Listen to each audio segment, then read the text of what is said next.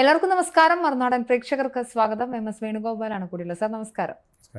ആശാ വർക്കർമാർ സമരത്തിലിരിക്കുന്നു, അതിനുശേഷം അംഗനവാടി വർക്കേഴ്സ് സമരത്തിലിരിക്കുന്നു, ഇപ്പോൾ വനിതാ CPO റാങ്ക് ലിസ്റ്റിലുണ്ടായിരുന്ന ആളുകൾ സമരത്തിലിരിക്കുന്നു. സമരങ്ങളെ നടത്തണം എന്നൊക്കെ സംസാരിച്ചിരുന്ന CPM ഇവരൊന്നും മുഖവിലേക്ക് എടുക്കുന്നില്ല. കഴിഞ്ഞ ദിവസം വനിതാ CPO റാങ്ക് ലിസ്റ്റിലുള്ള ആൾക്കാർ കയ്യിൽ കർപ്പൂരം കത്തിച്ചും തല ഇറങ്ങി വീഴുന്നതും അവർ കരയുന്നതും വേറെ ഒരു നിവൃത്തിയും ആത്മഹത്യ ചെയ്യുള്ളൂ, കാരണം അത്ര കഷ്ടപ്പെട്ട് പഠിച്ചാണ് ഇവർ വന്നതെന്ന് അടക്കമുള്ള കാര്യങ്ങൾ പറയുന്നത്. ഒരു ഉദ്യോഗാർത്ഥിക്ക് ജോലി കിട്ടാനുള്ള സാധ്യതകൾ നിലനിൽക്കുക, അത് കിട്ടാതെ മുമ്പുള്ള വിഷമവും വേദനയും എനിക്ക് മനസ്സിലാവും. ഒരു പക്ഷേ എൻ്റെ പ്രായം അല്ലെങ്കിൽ എന്നെ കഴിഞ്ഞ് ഇളയ ആളുകളായിരിക്കാം. അപ്പം ഇങ്ങനെ വരുന്ന ആളുകൾക്ക് അവർ ചെറിയൊരു രീതിയല്ല, CPO എന്നൊക്കെ പറയുമ്പോൾ അതിൻ്റെ പ്രോസസ്സിങ്ങും കൂടെ കുറച്ച് ഡിഫിക്കൽട്ടിയാണ്. വനിതാ CPO പോസ്റ്റിലേക്കാണ് വിളിക്കുന്നത്. അപ്പോൾ ഇവർ പറയുന്നത് ഈ വരുന്ന April 19 ഈ ലിസ്റ്റിൻ്റെ കാലാവധി തീരാൻ പോവുകയാണ്. ഈ കാലാവധി തീരാൻ പോകുന്നതിന് മുൻപ് അവർക്ക് പ്ലേസ്മെൻറ്റ് വേണമെന്നാണ് അവർ ആവശ്യപ്പെടുന്നത്. താങ്കളോടുള്ള ആദ്യത്തെ ചോദ്യം, ഇവരുടെ ഈ ആവശ്യം ന്യായമാണോ എന്നുള്ളതാണ്. തീർച്ചയായിട്ടും ന്യായമാണ്. കാരണം അവർ ഏകദേശം +2 കഴിയുമ്പോൾ മുതൽ ഈ CPO പോസ്റ്റിലേക്ക് വർക്ക് തുടങ്ങുകയാണ്. സ്റ്റഡീസായിട്ട് തന്നെ വലിയൊരു പോരാട്ടം നടത്തുകയാണ്. പാരലൽ കോളേജുകൾ പോലെ ഇതിനായിട്ട് 100 കണക്കിന് കോളേജുകൾ പലയിടത്തും സ്ഥാപിച്ചിട്ടുണ്ട്. നല്ല ഫീസുമാണ് വാങ്ങിക്കുന്നത്. എന്നിട്ട് പിള്ളേരെ ഇട്ട് കാണാതെ പഠിപ്പിക്കുകയാണ് പല കാര്യങ്ങളും. ജീവിതത്തിൽ ഒരിക്കൽ പോലും ആവശ്യമില്ലാത്ത കാര്യങ്ങളാണ് പലപ്പോഴും ഹിമാലയത്തിൻ്റെ പൊക്കം പോലെ പല കാര്യങ്ങളും കാണാതെ പഠിപ്പിച്ചിട്ട് ആണ് അവസാനം ഈ പരീക്ഷയ്ക്ക് അവരെ പ്രിപ്പയർഡ് ആക്കുന്നത്. അതുപോലെ തന്നെ ഈ CPOയുടെ ടെസ്റ്റിൻ്റെ ഒരു പ്രത്യേകത, ഫിസിക്കൽ ഫിറ്റ്നസ്സിന് വേണ്ടിയിട്ട് അവർ ശാരീരികമായും മാനസികമായും മാത്രമല്ല ശാരീരികമായും കൂടെ ഒരുപാട് യത്നിക്കുകയാണ്. അതിന് ശേഷമാണ് ഈ റാങ്ക് ലിസ്റ്റിലേക്ക്, അങ്ങനെ ലക്ഷക്കണക്കിന് പേര് എഴുതുന്നതിൽ ആണ് ഈ റാങ്ക് ലിസ്റ്റ് ഇങ്ങനെ ഒരെണ്ണം വരുന്നത്. ഇപ്പോൾ CPOയുടെ വിമൻസ് റാങ്ക് ലിസ്റ്റ് ആണെങ്കിൽ 967 പേരാണ് വന്നിരിക്കുന്നത്. അതിൽ 272 പേരെ മറ്റോ നിയമിച്ചിട്ടുള്ളൂ. ബാക്കി ഇനി 600 ചില്ലാനം പേരുടെ ഒഴിവുകൾ അവിടെ കിടക്കുകയാണ്. പിന്നെ 600 ചില്ലാനം പേരെ നിയമിക്കേണ്ടതുണ്ട്. അപ്പോൾ അവർ RTI വഴി മറ്റോ ചോദ്യം ചോദിച്ചപ്പോൾ 540 വേക്കൻസിയോ മറ്റോ ഇനിയും നിയമിക്കാൻ ഒഴിവ് കിടപ്പുണ്ട്. പക്ഷേ ആ ഒഴിവുകൾ സർക്കാരിന് സാമ്പത്തിക ബാധ്യത കാരണം നികത്താൻ കഴിയുന്നില്ല എന്നൊക്കെയാണ് അറിഞ്ഞത്. എന്നാൽ കഴിഞ്ഞ മന്ത്രിസഭയിൽ ഇപ്പോൾ ഒരു 100 പേർക്കെന്തോ നിയമനം കൊടുക്കാമെന്നൊരു തീരുമാനിച്ചിട്ടുണ്ട്. എന്തായാലും ഈ സമരങ്ങൾ ഇങ്ങനെ നടക്കുന്നത് വലിയൊരു ഗതികേടാണ്. എന്നോടൊരു വനിതാ റെസിഡൻസ് അസോസിയേഷൻ പ്രവർത്തക പറഞ്ഞത്, സെക്രട്ടേറിയറ്റിൻ്റെ അവിടെ വരുമ്പോൾ ഞാൻ മുഖം തിരിച്ചാണ് പോകാറുള്ളത്, കാരണം അങ്ങോട്ട് നോക്കാനേ തോന്നുന്നില്ല എന്നാണ് പറയുന്നത്. അത്രയ്ക്ക് ദയനീയമാണ് അവിടുത്തെ അവസ്ഥ. ആശാവർക്കർമാരുടെ അടുത്ത് ഇങ്ങനെ അനാഥാലയത്തിൽ കിടക്കുന്ന പോലെ, തെരുവിൽ കിടക്കുന്നത് പോലെ കിടക്കുന്നു. അതിനപ്പുറത്ത് ഈ വനിതാ CPOമാർ കർപ്പൂരം കത്തിച്ചും ഉപ്പിൽ മുട്ടുകുത്തി നിന്നും മുട്ടിട്ടെഴഞ്ഞും ബോധം കെട്ട് വീണും ഒക്കെ ഇങ്ങനെ ഇത് കണ്ടു കഴിഞ്ഞാൽ ശരിക്കും പറഞ്ഞാൽ നമ്മൾ ഒരു യുദ്ധഭൂമിയിലേക്ക് പോകുന്ന പോലെയാണ് സെക്രട്ടേറിയറ്റിന് നടയിൽ കൂടെ പോകുമ്പോൾ തോന്നുന്നത്. യുദ്ധഭൂമിയിൽ പരിക്കേറ്റവരും അല്ലെങ്കിൽ നിരാലംബരായവരും കിടക്കുന്ന ഒരവസ്ഥ പോലെയാണ് സെക്രട്ടേറിയറ്റിൻ്റെ നട വരുന്നത്. ഇത് നമുക്ക് തന്നെ ഒരു അപമാനമാണെന്ന് ആ സ്ത്രീ എന്നോട് പറയുകയുണ്ടായി. അവർ നോക്കാറില്ലെന്ന് പറഞ്ഞു. ബസ്സിൽ പോകുമ്പോൾ പലപ്പോഴും മുഖം തിരിക്കുകയാണ് അവിടെ വരുമ്പോൾ. മനുഷ്യന്മാർക്ക് അങ്ങനെ നോക്കി നിൽക്കാൻ പറ്റും, ദയനീയ മുഖങ്ങളാണ്. TV കൂടെ കാണുമ്പോൾ തന്നെ പലർക്കും ഭയങ്കര വിഷമമാണ്. പക്ഷേ എന്തുകൊണ്ട് നമ്മുടെ ഭരണാധികാരികൾ കണ്ണു തുറക്കുന്നില്ല എന്നുള്ളതാണ് ചോദ്യം. ഈ റാങ്ക് ലിസ്റ്റുമായി ബന്ധപ്പെട്ടിട്ട് എനിക്ക് വ്യക്തിപരമായി അതിന് PSC എഴുതാനുള്ള ഒരു കപ്പാസിറ്റി ഉള്ള ഒരാളൊന്നുമായിട്ട് ഞാൻ എന്നെ കണ്ടിട്ടില്ല. എനിക്കിങ്ങനെ ഒബ്ജക്റ്റീവ് ടൈപ്പിൽ കാര്യങ്ങൾ പഠിച്ചെടുക്കാനായിട്ട് വളരെ ബുദ്ധിമുട്ടാണ്. അങ്ങനെ സാറ് പറഞ്ഞ പോലെ ഹിമാലയത്തിൻ്റെ പൊക്കവും ചോദിച്ചു കഴിഞ്ഞാൽ എനിക്കറിയില്ല, അങ്ങനെ കാണാതെ പഠിക്കില്ല. പക്ഷേ എന്തെങ്കിലും വിഷയത്തെക്കുറിച്ച് സംസാരിക്കാൻ പറഞ്ഞിട്ട് പക്ഷേ ഞാൻ സംസാരിക്കും. അപ്പോൾ അത് മറ്റേ ഒരു സ്കില്ലാണത്, അതിന് സ്കില്ല് വേണം PSC എഴുതാൻ. അപ്പോൾ വർഷങ്ങളുടെ കഠിനാധ്വാനം, അതിന് ശേഷം പരീക്ഷയിൽ തന്നെ റാങ്ക് ലിസ്റ്റിൽ വരണം. അത് ഏറ്റവും അവസാനം വന്നിട്ടൊന്നും കാര്യമില്ല, കിട്ടേണ്ട സാധ്യതകൾ ഇങ്ങനെയായിരിക്കും. എൻ്റെ ചോദ്യം, ലക്ഷക്കണക്കിന് ആളുകൾ പരീക്ഷ എഴുതുന്നു, ലക്ഷക്കണക്കിന് രൂപ PSC കോച്ചിങ് സെൻറ്ററുകൾ മേടിക്കുന്നു. ഉദ്യോഗാർത്ഥികൾ ഈ PSC കിട്ടുമെന്ന പ്രതീക്ഷയിൽ തുടർ പഠനം പോലും ഒഴിവാക്കി +2 കഴിഞ്ഞ് പഠിക്കുന്നവരെ എനിക്കറിയാം. നിരവധി ആളുകൾ അങ്ങനെ തന്നെയാണ്. സർക്കാർ ജോലി നമുക്കൊരു ജീവിതത്തിൽ ഒരു പെർമനൻസ് കൊണ്ടുവരും എന്നുള്ളൊരു ബോധത്തിൻ്റെ പുറത്താണ് ഇതൊക്കെ സംഭവിക്കുകയും ചെയ്യുന്നത്. ഈ സിസ്റ്റത്തിനൊരു പ്രശ്നമുണ്ടോ? അതായത് PSC ബോർഡ് തീരുമാനിക്കുന്ന ഇത്തരത്തിലുള്ളൊരു പരീക്ഷ, അവരിപ്പോൾ ഈ CPO എഴുതാൻ പോകുന്ന ആൾക്കാരെങ്കിലും ആ വനിതാ പോലീസ് എന്ന് പറയുന്ന ഒരു ഉദ്യോഗത്തിനോട് എന്തെങ്കിലും തരത്തിൽ പാഷനേറ്റ് ആയിട്ട് പോയ ആളുകൾ വളരെ ഇല്ലെന്നല്ല, ഉണ്ടായിരിക്കാം. എന്നാലും ഭൂരിപക്ഷം ആളുകളെയും എന്തെങ്കിലും ഒരു ജോലി എന്ന രീതിയിൽ പ്രതീക്ഷിച്ച് കട്ട് ഓഫ് മാർക്ക് കുറവുള്ളത് കൊണ്ടായിരിക്കാം ഒക്കെ ഞാൻ വിചാരിക്കുന്നുണ്ട്. പലരും അങ്ങനെ പോകുന്നവരുമുണ്ട്. എൻ്റെ രണ്ട് പ്രധാനമായ രണ്ട് കാര്യങ്ങൾ. ഒന്ന്, ഇത്തരം നടത്തുന്ന പരീക്ഷകൾ എഫിഷ്യൻസിനെ വെച്ചിട്ടല്ല നടത്തുന്നത്. ആർക്കാണ് ഏറ്റവും നന്നായി ചോദ്യങ്ങൾക്കുള്ള ഉത്തരങ്ങൾ ഓർത്തിരിക്കാൻ പറ്റുന്നു എന്നുള്ളിടത്താണ്. അത് നല്ലതാണോ? മാത്രമല്ല, ഇത്രയും അധികം ആളുകളെ റാങ്ക് ലിസ്റ്റിൽ കൊണ്ടുവന്നിട്ടിട്ട് പ്ലേസ്മെന്റിന് സാധിക്കാത്ത സാമ്പത്തിക ബാധ്യതയുള്ള സർക്കാർ ഇത്രയും ആളുകളുടെ റാങ്ക് ലിസ്റ്റ് പബ്ലിഷ് ചെയ്യേണ്ടതുണ്ടോ? രണ്ട് മൂന്ന് കാര്യങ്ങൾ അതിനകത്തുണ്ട്. ഒന്ന്, എഫിഷ്യൻസി നോക്കിയോ അല്ലെങ്കിൽ നമ്മുടെ താല്പര്യം നോക്കിയോ അല്ല പലപ്പോഴും ഈ നിയമനങ്ങൾ നടക്കുന്നത്. അത് കാരണം വെച്ചാൽ നമ്മുടെ നാട്ടിൽ മറ്റ് ഓപ്പർച്യൂണിറ്റി ഇല്ല, ഇവിടെ തൊഴിലവസരങ്ങളില്ല, നമ്മുടെ വ്യവസായം ഇവിടെ താഴ്ച വളരുന്നു എന്നൊക്കെ നമ്മുടെ വ്യവസായ വകുപ്പും മന്ത്രിസഭയൊക്കെ പറയുന്നെങ്കിലും നമുക്കറിയാം ഇവിടെ പരിമിതമായ വ്യാവസായിക ഓപ്പർച്യൂണിറ്റികളേ ഉള്ളൂ. പിന്നെ നടക്കുന്നത് ചില കറക്ക് കമ്പനികൾ നടത്തുന്ന വ്യവസായങ്ങളാണ്. അതിനകത്ത് പോകുന്ന പിള്ളേരെ ബെൽറ്റിട്ട് നായയെ പോലെ നടത്തിക്കുന്ന അവസ്ഥയും പീഡനത്തിൻ്റെ കഥയൊക്കെയാണ് നമ്മൾ കേട്ടുകൊണ്ടിരിക്കുന്നത്. ആ ദയനീയതയിലാണ് പിള്ളേർ സർക്കാർ ജോലിക്ക് വേണ്ടിയിട്ട് വരുന്നത്. ഇപ്പോൾ പെൻഷനും മറ്റു ആനുകൂല്യങ്ങൾ ഒന്നും പണ്ടത്തെ പോലെ ഇല്ല. കോൺട്രിബ്യൂട്ടറി പെൻഷൻ ഉണ്ടെന്ന് പറയുന്നത് അത് എങ്ങനെ കിട്ടുമെന്നുള്ളതിനെക്കുറിച്ചൊന്നും വ്യക്തത വന്നിട്ടില്ല. എങ്കിൽ പോലും ആൾക്കാർക്ക് ഒരു സുരക്ഷിതത്വം സർക്കാരിൻ്റേതായതുകൊണ്ട് ഇപ്പോൾ ആ സുരക്ഷിതത്വം പോലും ഇല്ലാതെ വന്നിരിക്കുകയാണ്. DA പോലും നിഷേധിച്ചുകൊണ്ടിരിക്കുന്ന ഒരു കാലഘട്ടത്തിലാണ് നമ്മൾ കടന്നു പോകുന്നത്. അപ്പോൾ എന്നിട്ടും ആളുകൾ ഇതിന് വരുന്നത് മറ്റ് യാതൊരു ഗതിയുമില്ല എന്നുള്ളതാണ്. വിദേശത്തേക്ക് പോകാൻ താല്പര്യമില്ല, അല്ലെങ്കിൽ പോകാനുള്ള കഴിവില്ല, അല്ലെങ്കിൽ അതിനുള്ള സാമ്പത്തിക ഭദ്രതയില്ല. അങ്ങനെ ഒരു വിസ എടുത്ത് പോകുന്നതിനൊക്കെയുള്ള ബുദ്ധിമുട്ടുകളൊക്കെ കാരണം പലരും ഇവിടെ ഒരു ജോലി കിട്ടിയാൽ അത് കിട്ടിയല്ലോ എന്ന് വിചാരിച്ചിട്ടാണ് ഈ PSC ടെസ്റ്റിനൊക്കെ പോകുന്നത്. അങ്ങനെ ടെസ്റ്റിന് പോകുന്നവർക്ക് സർക്കാർ മിനിമം ചെയ്യേണ്ടത് ആ റാങ്ക് ലിസ്റ്റിൻ്റെ ഒരു 10% എക്സസ് ആയിട്ട് ഉള്ളൊരു ലിസ്റ്റ് ഉണ്ടാക്കുകയും ആ വരുന്നവരെയെങ്കിലും, അതായത് നമ്മൾ വളരെ മോഹിച്ചാണ് വരുന്നത്, ലക്ഷങ്ങൾ പരീക്ഷ എഴുതിയിട്ട് ഇപ്പോൾ തന്നെ 967 വിമൻസ് കേഡറ്റ്സ് PSC റാങ്ക് ഹോൾഡേഴ്സാണ് വന്നിരിക്കുന്നത്.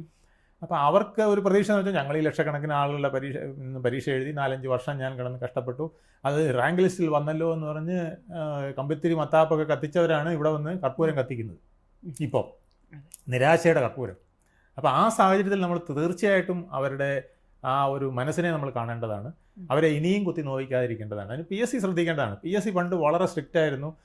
റാങ്ക് ലിസ്റ്റിൽ ഉള്ളവരെ കഴിയുന്നതും എടുക്കുന്നതിന് വേണ്ടി അവിടുന്ന് മെമ്മോ അയച്ചുകൊണ്ടിരിക്കുകയും അല്ലാത്ത ഡിപ്പാർട്ട്മെൻറ്റ് ഹെഡിനെ അവർ DO ലെറ്റർ അയക്കുകയും ഒക്കെ ചെയ്ത് PSC ഒരു പ്രൊഫൈസിങ് നടത്തുമായിരുന്നു. ഇപ്പോൾ PSCക്കൊന്നും അങ്ങനെയുള്ള പരിപാടികളേ ഇല്ല. PSC ഇങ്ങനെ റാങ്ക് ലിസ്റ്റ് വിളിക്കുന്നു, അത് ഞങ്ങളുടെ ഒരു കടമ പോലെ ഞങ്ങളിങ്ങനെ ചെയ്യുന്നു എന്നുള്ളതാണ്. പിന്നെ അത് കഴിഞ്ഞിട്ട് ആരെ എടുത്തുന്നു, എത്ര പേരെ എടുത്തുന്നു ഒന്നും അവർക്ക് അറിയേണ്ട രീതിയിലില്ല. അപ്പോൾ PSC റാങ്ക് ലിസ്റ്റിൽ വരുന്നവർ സിസ്റ്റമാറ്റിക് ആയിട്ടല്ല ഇപ്പോൾ കാര്യങ്ങൾ. അതായത് ആവശ്യമുള്ള വേക്കൻസിക്ക് മാത്രം വിളിക്കുന്ന ഒരു സമ്പ്രദായം, അല്ലെങ്കിൽ അതിനൊരു 10% കൂടുതൽ വിളിക്കുക. എന്നിട്ട് ആ 10%യും കൂടെ ഉൾക്കൊള്ളാനായിട്ടുള്ള ഒരു സംവിധാനത്തെ ഈ ലിസ്റ്റ് കാലാവധി തീരുമ്പം ഇവരെയും കൂടെ അഡ്വൈസ് കൊടുത്തുകൊണ്ട് അടുത്ത ലിസ്റ്റ് വരുന്നതിന് മുമ്പായിട്ട് ഇവർക്കും കൂടെ നിയമനം കൊടുക്കുന്ന ഒരു രീതിയോ എന്തെങ്കിലും കൊണ്ടുവന്നില്ലെങ്കിൽ ഇത് വളരെ ദയനീയമാണ്. ആശ കൊടുത്തിട്ട് നമ്മൾ ആന കൊടുത്താലും ആശ കൊടുക്കരുതെന്നാണല്ലോ പറയുന്നത്. അപ്പോൾ ആ വിധത്തിൽ നമ്മൾ ആശ കൊടുത്തിട്ട് അവരെ ഇങ്ങനെ നിരാശരാക്കുന്ന അവസ്ഥ, അത് വളരെ ദയനീയമാണ്. അത് PSCയും സർക്കാരും ചേർന്ന് തീരുമാനിക്കേണ്ടത്. പിന്നെ ഒരു കാര്യം, മാത്രമല്ല ഇത് ആദ്യമായിട്ടല്ല സാർ, അതായത് CPO ലിസ്റ്റിൽ ഇപ്പോൾ പുരുഷന്മാരുടെ ഒരു ലിസ്റ്റ് ആണെങ്കിൽ അതിനേക്കാൾ ഗതികേടാണ്. 4000-ഓളം പേരുടെ ലിസ്റ്റ് മറ്റാണ് ഇപ്പം കട്ടായി പോകുന്നത്. സത്യത്തിൽ അങ്ങനെ ഒരു ഇൻസിഡന്റ് ഉണ്ടാകുമ്പോൾ അടുത്തൊരിടത്ത് അങ്ങനെ തങ്ങൾക്ക് ആവർത്തിക്കാൻ പാടില്ല, സിസ്റ്റത്തിന് തോന്നില്ലേ എന്നാണ് എൻ്റെ ചോദ്യം. കാര്യം സമരങ്ങൾ ആണ് ഇത്തരം വിഷയങ്ങളിൽ ഉള്ള മനുഷ്യത്വ വിരുദ്ധതയെ എക്സ്പോസ് ചെയ്ത് കാണിക്കുന്നത്. സമരങ്ങൾ എന്തിനാണ് ചെയ്യുന്നതെന്ന് വെച്ച് കഴിഞ്ഞാൽ ഇങ്ങനെയുള്ള അധികാരവർഗത്തിനോട് പറയുകയാണ് നിങ്ങൾ ചെയ്യുന്നത് തെറ്റായിപ്പോയി, അപ്പം നിങ്ങൾ കറക്റ്റ് ചെയ്യണം. അപ്പോൾ അടുത്തത് വരുമ്പോൾ ചെയ്യാനുള്ള ബാധ്യസ്ഥതയില്ലേ ഇവർക്കെന്നാണ് എൻ്റെ ചോദ്യം. സമരങ്ങൾ ശരിക്കും പറഞ്ഞാൽ ഇതൊക്കെ സഹന സമരങ്ങളാണ്. ഈ സഹന സമരങ്ങൾ പണ്ട് നടത്തിയിരുന്നത് ഹൃദയമുള്ളവർക്ക് മനസ്സിലാകാൻ വേണ്ടിയിട്ടാണ്. ഹൃദയമില്ലാത്തതിൻ്റെ മുമ്പിൽ സഹന സമരം നടത്തിയിട്ട് കാര്യമില്ല. ഇപ്പം അവിടെയാണ് നമ്മുടെ പ്രശ്നം നിൽക്കുന്നത്. പലരും പണ്ട് പറയും ഗാന്ധിജി എത്രയോ നിരാഹാര സമരങ്ങൾ നടന്നിട്ടുണ്ട്. ബ്രിട്ടീഷുകാർ അപ്പോൾ അവർക്ക് പട്ടിണി കിടക്കുക എന്ന് പറഞ്ഞാൽ സഹിക്കാൻ പറ്റില്ല. അപ്പോൾ അവർ വിളിച്ച് എങ്ങനെയെങ്കിലും വിളിച്ച് കാല് പിടിച്ച് ഒന്നുകിൽ സമരം മാറ്റിക്കും, അല്ലെങ്കിൽ ഇദ്ദേഹത്തെ പിടിച്ച് ജയിലിൽ അടച്ചിട്ട് ഈ സമരം അവസാനിപ്പിക്കാനുള്ള പരിപാടി അവർ ചെയ്യും. കാരണം അവർക്ക് ഈ പട്ടിണി കിടക്കുന്ന കാണാൻ വയ്യ. അതൊരു വലിയ ക്രൂരകൃത്യമായിട്ടാണ് അവർ കണക്കാക്കുന്നത്. ആരും പട്ടിണി കിടക്കരുതെന്നാണ് അവരുടെ ആഗ്രഹം. ഇത് പട്ടിണി കിടന്നാൽ വിഷമമില്ല, അവർ പട്ടിണി കിടന്ന് ബോധം കെട്ട് വീണാൽ വിഷമമില്ല. കൊച്ചു കുട്ടികൾ, നമ്മുടെ എല്ലാവരും മക്കളെയൊക്കെ സ്നേഹിക്കുന്നവരാണല്ലോ എല്ലാ മന്ത്രിമാരും. അപ്പോൾ അവരുടെ പ്രായത്തിലുള്ള കുട്ടി, അതാണ് put yourself into other man shoe എന്ന് പറയും. നമ്മൾ എൻ്റെ മകളാണിത് നിൽക്കുന്നതെന്ന് തോന്നിയാൽ വരുന്ന ആ ഒരു വികാരം ഇവർക്കാർക്കും വരാത്തത് എന്തുകൊണ്ടാണ് എന്നുള്ളതാണ് പ്രധാന പ്രശ്നം. അപ്പം ഇതിനകത്ത് ഒരു സൊല്യൂഷനാണ് ഇപ്പം തീർച്ചയായിട്ടും സർക്കാരിന് സാമ്പത്തിക ബാധ്യത ഉണ്ടെങ്കിൽ പരിഹരിക്കാൻ ബുദ്ധിമുട്ടാണ്. പക്ഷേ അവർക്ക് എന്തെങ്കിലും ഒരു ആൾട്ടർനേറ്റീവ് അടുത്ത പിന്നെ എന്തെങ്കിലും ഒരു മന്ത്രിസഭയ്ക്ക് എന്ത് ചെയ്തുകൂടാ? നിലവിൽ ഈ വേക്കൻസി CPOയുടെ വേക്കൻസി എടുക്കാൻ നോക്കില്ല, അതിന് പകരം തത്തുല്യമായ മറ്റേതെങ്കിലും വേക്കൻസികൾക്ക് ഇവരെ എടുക്കാം എന്നൊരു തീരുമാനം എടുക്കാൻ കഴിയും.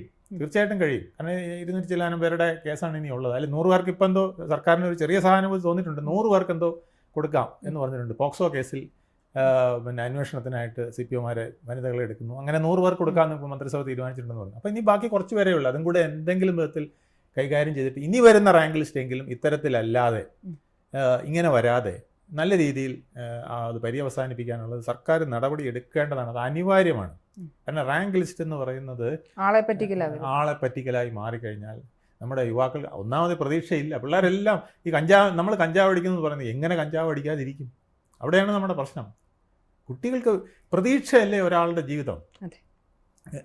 നമ്മൾ കുട്ടികളല്ല, പ്രായപൂർത്തിയായവർക്ക് പോലും പ്രതീക്ഷ അറ്റ് കഴിഞ്ഞാൽ അവൻ ആത്മഹത്യ ചെയ്തെന്നിരിക്കും, മറ്റെന്തെങ്കിലും കടുങ്കൈകൾ കാണിച്ചെന്നിരിക്കും. അപ്പം ആ പ്രതീക്ഷ അറ്റുപോകാതെ നോക്കേണ്ടത് സർക്കാരില്ലേ? ഈ ആളുകളെല്ലാം തന്നെ ഈ ലിസ്റ്റിൽ വരാൻ വേണ്ടി എന്തോരം സ്ട്രഗിൾ ചെയ്ത ആളുകളുണ്ടാവും. അതായത് വീട്ടിൽ പ്രശ്നങ്ങളുള്ള ആളുകളുണ്ടാവും, അരി മേടിക്കാൻ നിവൃത്തിയില്ലാത്തവരുണ്ടാവും.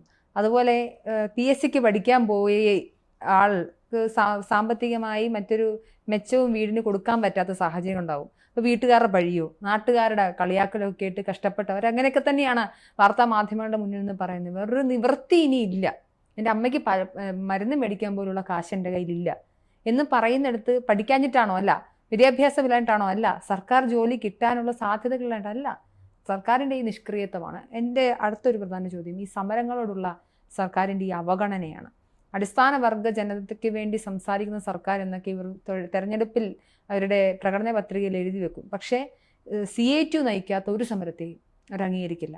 ആരാണ് CPMൻ്റെ പാർട്ടി മെമ്പർഷിപ്പ് ഉള്ളവർ, അവർക്ക് മാത്രമാണ് സമരം നയിക്കാനുള്ള അർഹതയുള്ളൂ. അത് ഇവർ പറയുമ്പോഴേ സമരം നടക്കാൻ പാടുള്ളൂ. അപ്പം ഇങ്ങനെയുള്ള സമരങ്ങളോടുള്ള ഈ സർക്കാരിൻ്റെ അവഗണനയോട് അതും കൂടെ പറഞ്ഞിട്ടേ നമുക്കിത് ചർച്ച നടത്താൻ സാധിക്കുകയുള്ളൂ. അതിനെക്കുറിച്ച് കൂടി അതായത് പിന്നെ ഇടതുപക്ഷത്തെ പ്രത്യേകിച്ച് CPMൻ്റെ പോഷക സംഘടനകൾ CA2 ഒക്കെ പിന്നെ കർശനമായൊരു ഉദ്ദേശം നടപ്പിലാക്കിയിട്ടുണ്ട്. അതായത് ഞങ്ങൾക്ക് മാത്രമേ സമരം നടത്താൻ അവകാശമുള്ളൂ, സമരത്തിൻ്റെ കുത്തക ഞങ്ങളാണ്, പരമ്പരാഗതമായി സമരം നടത്തി വരുന്ന ഞങ്ങളാണ്, ഞങ്ങളുടെ കൂടെ വന്ന് സമരം ചെയ്താൽ കുഴപ്പമില്ല, പിന്നെ ഞങ്ങളുള്ളപ്പം ഞങ്ങൾ ഭരണത്തിലിരിക്കുമ്പോൾ സമരം ചെയ്യേണ്ട, ഞങ്ങൾ ഭരണത്തിൽ നിന്ന് ഇറങ്ങുമ്പം നിങ്ങൾ വിളിച്ച് വരുമ്പം സമരം ചെയ്താൽ മതി എന്നുള്ളൊരു പോളിസിയാണ് ഇപ്പോൾ നടക്കുന്നത്. പിന്നെ ഞാൻ പറഞ്ഞ സഹന സമരങ്ങളുടെ കാലം കഴിഞ്ഞു. ഹൃദയമുള്ളവർക്ക് മാത്രമാണ് ഈ സഹന സമരങ്ങൾ അവരുടെ മുമ്പിൽ മാത്രം നടത്തിയിട്ടേ കാര്യമുള്ളൂ. നമ്മൾ പണ്ട് പിന്നെ കാരണന്മാർ പറയും ഈ കരിങ്കല്ലിൽ കൊണ്ട് കൈയിട്ടിടിക്കരുത്. നിങ്ങളുടെ കൈ പൊട്ടി ഒലിച്ച് പോകുന്നല്ലാതെ അതുകൊണ്ട് വേറെ കരിങ്കല്ല് ഒരിക്കലും തകരില്ല. അപ്പോൾ നിങ്ങളുടെ കയ്യിൽ ഒരു ചുറ്റിക വേണം. ചുറ്റിക ഇല്ലെങ്കിൽ നിങ്ങൾ കരിങ്കല്ലിൽ വെട്ടാൻ പോകരുത്. അപ്പം എനിക്ക് സഹന സമരം നടത്തുന്ന ഈ കുട്ടികളോട് പറയാനുള്ളത്, നിങ്ങൾ ഈ സഹന സമരങ്ങൾ കൊണ്ട് ഫലിക്കാത്ത സാഹചര്യത്തിൽ നിങ്ങൾ സധൈര്യം അടുത്ത മാർഗങ്ങൾ നോക്കി നിങ്ങളുടെ ജീവിതം മെച്ചപ്പെടുത്താൻ ശ്രമിക്കുക. സർക്കാരിനോട് എനിക്ക് അതിൽ പറയാനുള്ളത്, ദയവേത് ഇത്തരം അവസരങ്ങൾ ഇനിമേൽ ഉണ്ടാക്കരുത്. ഇത് റാങ്ക് ലിസ്റ്റുകൾ PSCയോടും അത് തന്നെയാണ് പറയുന്നത്. റാങ്ക് ലിസ്റ്റുകൾ എന്ന് പറഞ്ഞാൽ ഏതാണ്ട് എല്ലാവരും എടുക്കുന്നതായിരിക്കണം ആ റാങ്ക് ലിസ്റ്റ്. ഒരു 10% ബാക്കി വരുന്നത് കുഴപ്പമില്ല. പക്ഷേ അതും കഴിയുന്നതും മറ്റേതെങ്കിലും സമാനമായ തസ്തികയിലേക്ക് എടുക്കാനുള്ളൊരു സംവിധാനം ഉണ്ടാക്കിയില്ലെങ്കിൽ വലിയ പ്രശ്നമാണ്.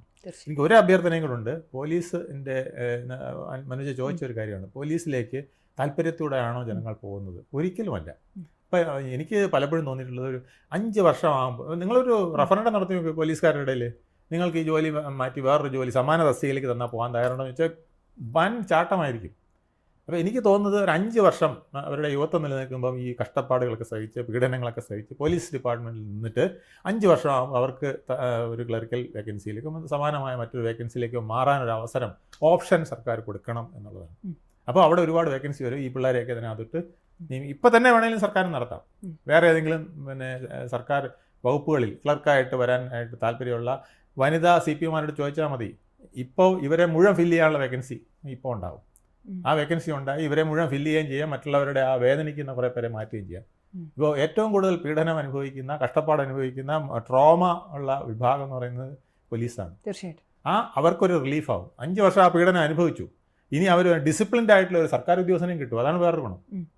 ട്രെയിൻഡ് ആയിട്ട് ഡിസിപ്ലിൻഡ് ആയിട്ടുള്ള ഒരു സർക്കാർ ഉദ്യോഗസ്ഥനെ പോലീസിൽ നിന്ന് നമുക്ക് ക്ലർക്കായിട്ടും മറ്റും കിട്ടുകയാണ്. അപ്പോൾ ആ ഒരു സൗഭാഗ്യം കൂടെ സർക്കാരിനുണ്ടാവും. അതുകൊണ്ട് തീർച്ചയായിട്ടും ഈ സമരത്തിൽ എന്തെങ്കിലും ഒരു ഉത്തരവുണ്ടാക്കാനായിട്ട് സർക്കാർ ശ്രമിക്കണം. എനിക്ക് കുട്ടികളോട് പറയാനുള്ളത്, നിങ്ങൾ ഇതിൽ തളർന്നു പോകരുത്. നിങ്ങൾക്ക് ഇനിയും ഭാവിയുണ്ട്. ഒരിക്കലും നിരാശരാകരുത്. നിരാശ ജീവിതത്തിൽ ഒന്നിനും പരിഹാരമില്ല. തീർച്ചയായിട്ടും. എന്തായാലും ഞാൻ പണ്ടൊരിക്കൽ PSC ക്ലാസ്സിൽ പഠിക്കാൻ പോയി. കോഴ്സിന് ചേർന്നു. 1 മാസത്തെ മാത്രമേ കോഴ്സ് എടുത്തുള്ളൂ. ഒരു ദിവസം കൊണ്ട് ഞാൻ PSC പഠനം അവസാനിപ്പിച്ചു. എന്നെ സംബന്ധിച്ച് എനിക്ക് അതൊരു വലിയ ബാലികേറ മലയാണ്. അപ്പം എൻ്റെ അമ്മ എന്നോട് ചോദിച്ചു, നീ എന്തിനു നിർത്തി? എനിക്കിത് പറ്റുന്ന പണിയല്ല, എനിക്കിങ്ങനെ സംസാരിക്കാൻ അറിയാം, നിങ്ങൾ എന്നെ വേണമെങ്കിൽ ജേർണലിസത്തിന് ചേർത്തോളൂ എന്ന് പറഞ്ഞിട്ടാണ് ഞാൻ ജേർണലിസത്തിന് ചേരുന്നത്. അപ്പോൾ ഞാനെന്നും ഇന്നും PSC റാങ്ക് ലിസ്റ്റിൽ വന്ന എല്ലാവരോടും വലിയ ബഹുമാനമുള്ള ആളാണ്. കാര്യം അതിനൊരു ഡിസിപ്ലിൻ ഉണ്ട്. അതിനെ പഠിച്ചെടുക്കണമെങ്കിൽ ഒരു പ്രത്യേക കഴിവ് വേണം. റാങ്ക് ലിസ്റ്റിൽ വന്ന ആളുകൾക്ക് ജോലി കിട്ടുന്നില്ല എന്ന് പറയുമ്പോൾ, അല്ല, റാങ്ക് ലിസ്റ്റിൽ വരിക എന്ന് പറഞ്ഞാലല്ലോ കേരളത്തിലെ അതിപ്രഗത്ഭരായ കുട്ടികളാണെന്നുള്ളതാണ്. അവർ വെറും ഈ തറക്കിടന്ന് എഴയാനുള്ള കുട്ടികൾ. എവിടുന്ന്, എൻ്റെ ഒരു സുഹൃത്തുണ്ട്, എവിടുന്ന് PSCയുടെ പുസ്തകം തുറന്ന് ഏത് ചോദ്യം ചോദിച്ചാലും ഉത്തരം പറഞ്ഞ ഒരാളെ എനിക്കറിയാം. അയാളും റാങ്ക് ലിസ്റ്റിൽ വന്നു, ജോലി കിട്ടിയില്ലായിരുന്നു.